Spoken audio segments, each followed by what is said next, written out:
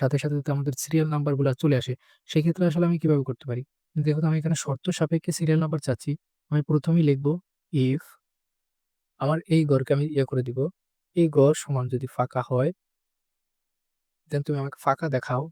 আর যদি ফাঁকা না হয়, তখন তুমি আমাকে দেখাবা রো, রো 1:1 1:1 দেওয়ার কারণ হলো যাতে আমরা নেক্সট সেলগুলোতে যখন এই ফাংশনটা টেনে দিব, যাতে সব সেলের জন্যই আমাদের নাম সিরিয়াল নাম্বার অটোমেটিক দেখায়।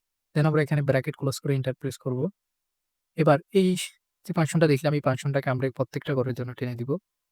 এবার দেখেন ইউনিক ব্যাপার, আমরা যখন এখানে নাম লিখব কারো, কামাল, দেখেন এখানে অটোমেটিক কিন্তু আমার নাম্বার চলে আসছে।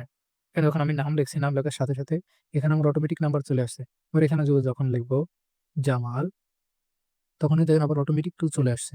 দেন আমরা যেভাবে এন্ট্রি করতে থাকি